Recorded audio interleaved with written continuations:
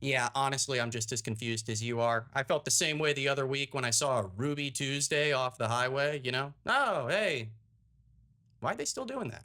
The very same question could be asked of me, a 25-year-old married man who is about to provide full coverage of the Nickelodeon Kids' Choice Awards for the third year in a row.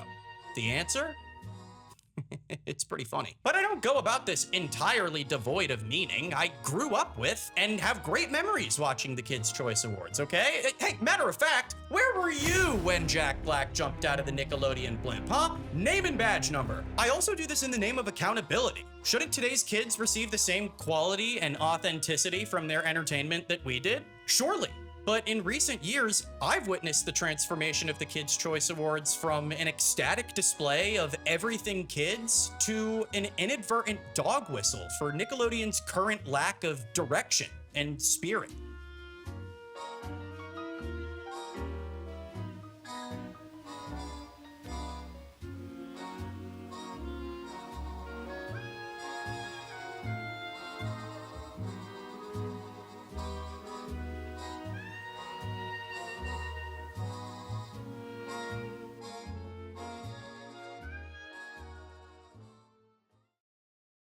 2017 and 2018 were probably our last quality awards. Hosted consecutively by John Cena, they were everything that the show needed to be. Energetic, high budget, engaging, and topically relevant.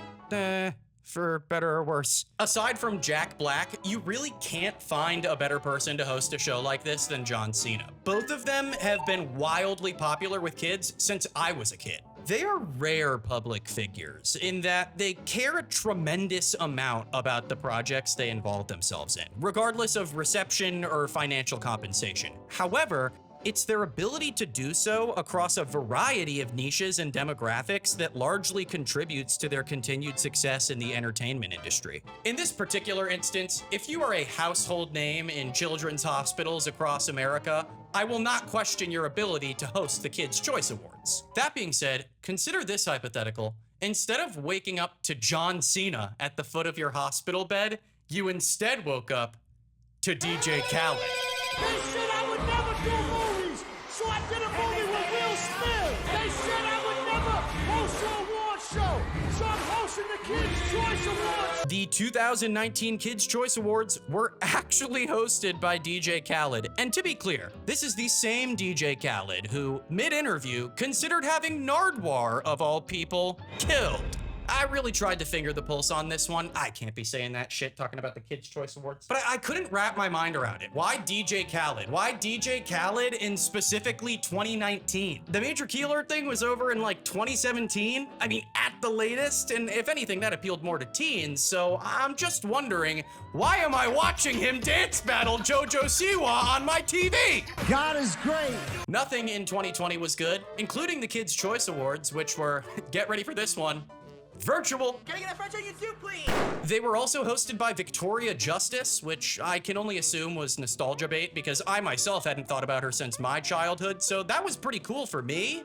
But I was 20 years old. Nickelodeon stuck with this counterintuitive line of thinking for the 2021 Kids' Choice Awards hosted by Kenan Thompson, and again for the 2022 Kids' Choice Awards, co-hosted by Miranda Cosgrove and Rob Gronkowski. They got a little closer in 2022, you know, kids do love athletes, you know, they know Gronk. I could see Shaq being a more than reasonable host, okay? Miranda Cosgrove is interesting. She's kind of in the same boat as Victoria Justice, except anytime I think I've forgotten about her, I always remember that she's been living off that Minion money like a fucking champion. Ironically though, she was hosting to promote the reboot of iCarly, a show that none of these kids grew up with. So, you know, I'm assuming it just looked like Lady and Football Guy. I've covered both the 2023 and 2024 awards on this channel. Last year was rough. It was immediately following the Quiet on Set documentary, so like no one wanted to be there. Their solution to this was having mocap SpongeBob and Patrick as the hosts. I think Sandy was there at one point too. What I'm trying to say is the Kids' Choice Awards have lost the plot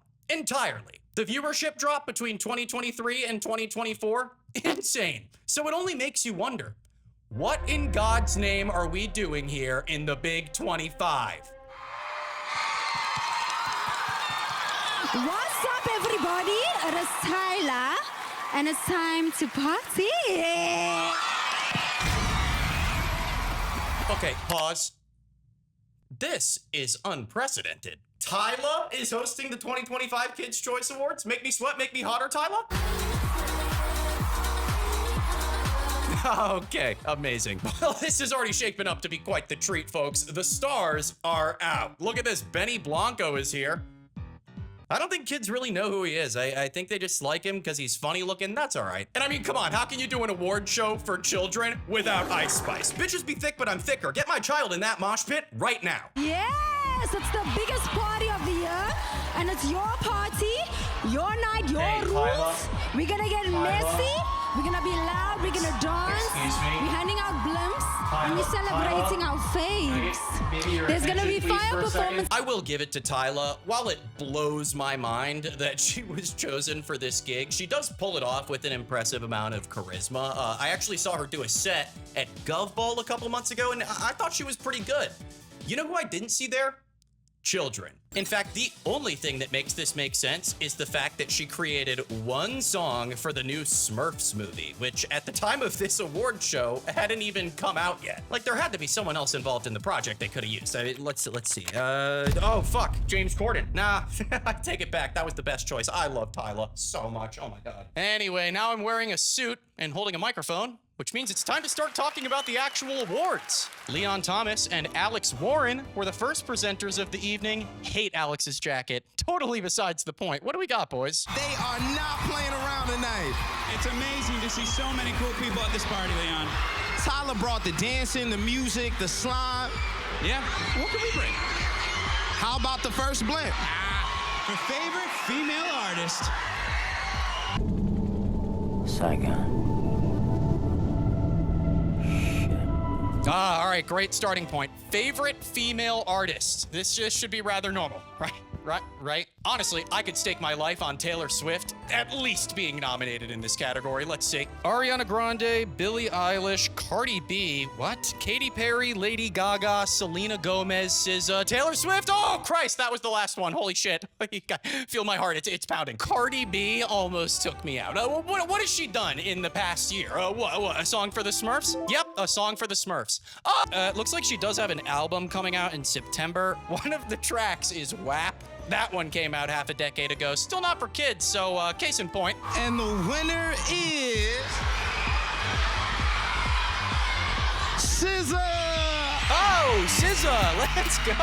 Holy shit, is that AJ and Big Justice? By the way, major spoiler, major heartbreak. They are not used in the show whatsoever. I mean, astronomical miss. Regardless of who actually wins the awards at this point, I'm always just waiting to see if that person is actually going to show up. And surprisingly, SZA did. Allegedly. SZA!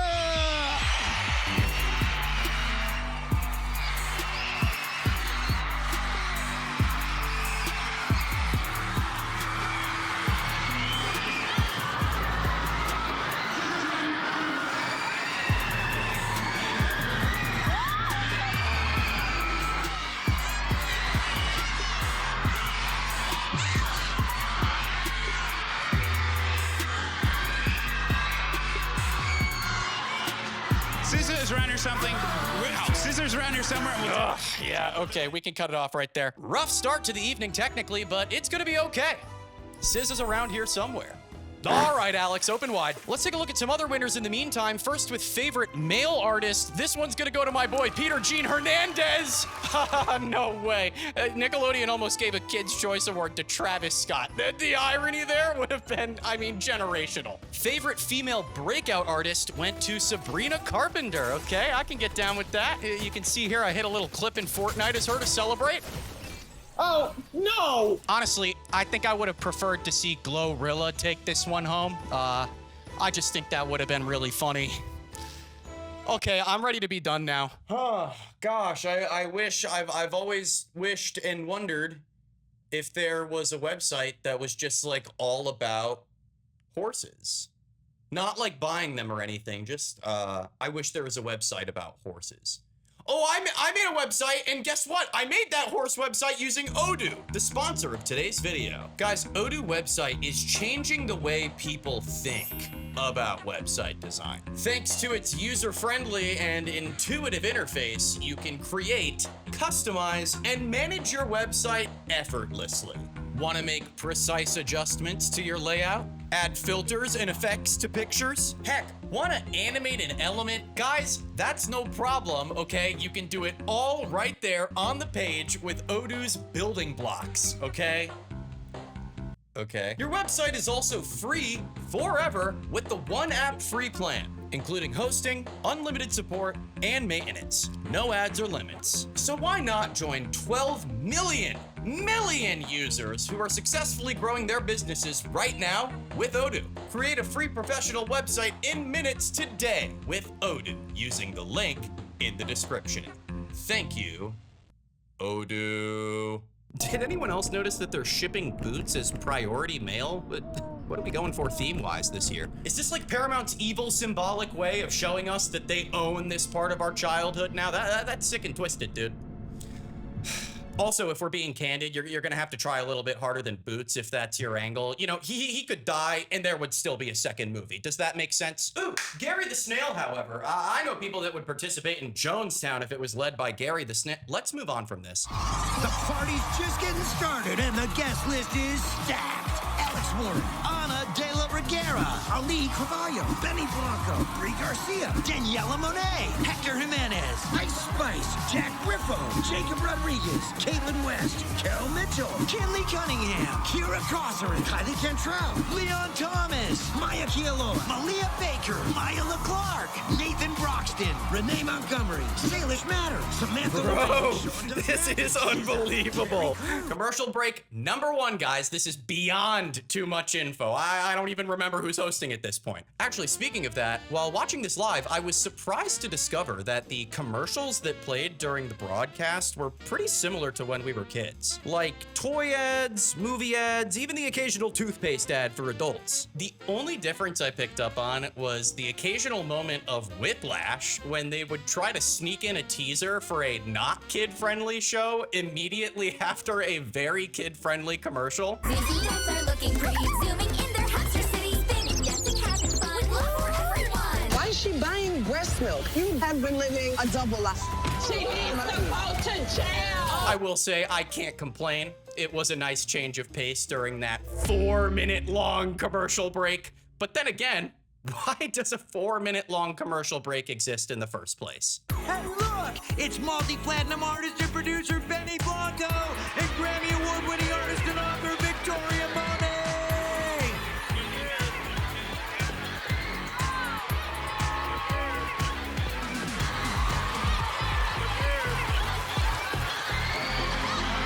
All right, guys, come on. Wake up! This is just a slap in the face to live television. It happens every single year. I don't get it. It only gets worse. Major shout out to Ali Carvalho for the win here, though. Let's see what she has to say. You know, our first film taught us the importance of writing the imbalance between man and nature, and this second film tells us how important it is to welcome people from faraway shores. Thank you so much for this platform and this honor. Damn, okay. Aura, you really didn't have to go that hard at the Kids' Choice Awards, but you did it. And that's insane. Let's see, I'll just jump ahead a little bit here. Oh, okay. This is actually cool. They finally did something cool for kids at the Kids' Choice Awards. Tony Hawk made an appearance with this other skater, Caitlin West, to do a little demo on stage, and then they segue that into an award presentation. More of that! Do more of that yesterday! It's subtle, it's bare minimum, but it does feel like they're listening. This to me is a great example of something that not only entertains kids, but inspires them to engage in meaningful extracurricular activities. It worked on me when I was a kid. Kick Patowski had me begging for a skateboard for my birthday. I gave up after 10 minutes, sure, but shut up, okay? Yes, as a matter of fact, I would also like to learn about other kids my age that skate. Oh shit, this is about the wildfires too? I'm 10 years old. Sorry guys, I'm a little all over the place today. That was awesome. I just have a little aside here. I was just watching those Thunderman goons accept like 3 awards at once, which they seem to do every year. You know who else does that? SpongeBob. Let's see, did he win Best Cartoon? Money. What I actually want to take a look at here is the slime. A slime analysis, if you will. Thank you guys so much.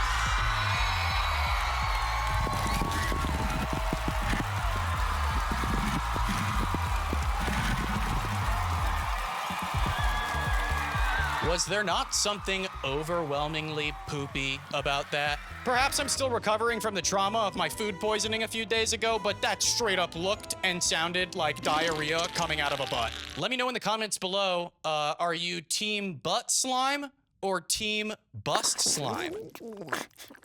I'm stealing your personal info. OMG, Maya, I just started following you on social media. Thank you so much, Bree.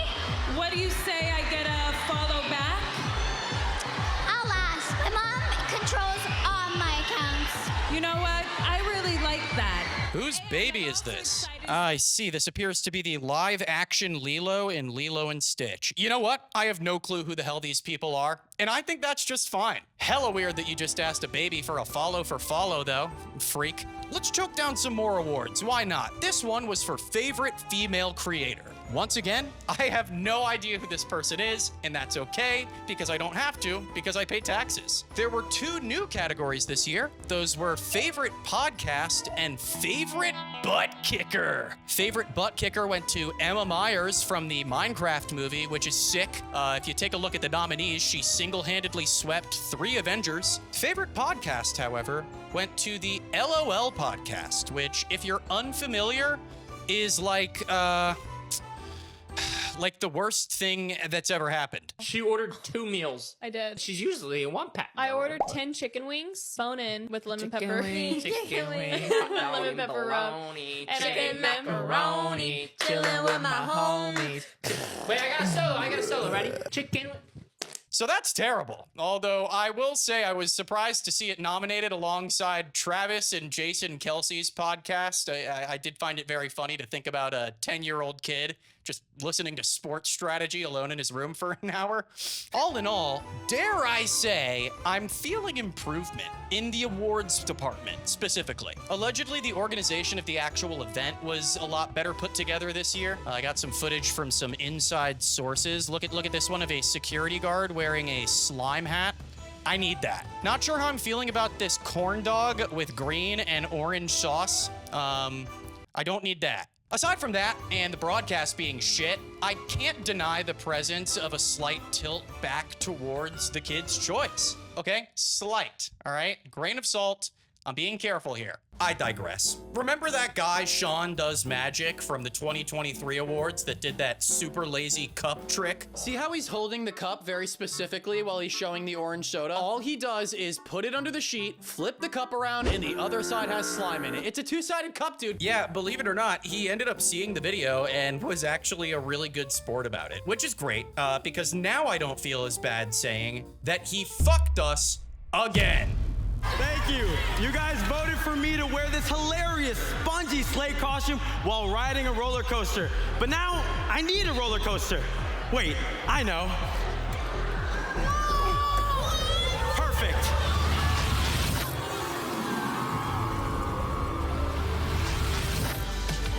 Whoa. Nickelodeon Universe at Mall of America? Awesome. You're right, Sean. Brand integration is magic. I was willing to give it a chance because he got on this roller coaster, which, you know, I'm a sucker for roller coasters, so I thought he was gonna do a trick while he was riding it or something, but that didn't happen. So Sean, we're still beefing. Run that clip back one more time, though. Wait, I know. Perfect. Did you really think we wouldn't realize you were using actors? If it weren't for these boys, I probably wouldn't have even noticed. But now when I look back through the shots, it is abundantly clear who is and isn't hired. Now I have to do something immensely painful and give props to one of my least favorite artists of all time, Machine Gun Kelly. You gotta give it to the guy. No matter how hard the public tries to push him out, he manages to stand his ground in the industry, and right now, he is dominating with younger audiences. Terrible song, awful, but a dedicated performance nonetheless. You gotta give credit where credit's due. Go. I'm not gonna lie, this is giving Da Vinci, Picasso. Come on. Girl, are you done yet? like this is taking longer than it's taking me to drop some new music. No, nice try. We weren't waiting, though. There are 2 major awards given out each year. One of them is always usually a legend or an icon. I think they're going with icon this year. They're still trying to figure it out after the Optimus Prime Dan Schneider fiasco. Last year, it went to Serena Williams. Legend. This year, it's going to Rihanna. Icon. But you may be wondering, why Rihanna? Why now? Smurfs. I knew it! Classic! Smurf politics, guys. I can't say I'm surprised. These kids don't know shit about Rihanna. That's not what we're doing here. The final award, however, is everything that I ever could have asked for. Truly, the culmination of everything Kids' Choice Awards. Folks, I am, of course, talking about the King of Comedy Award, presented to none other than Jack Black.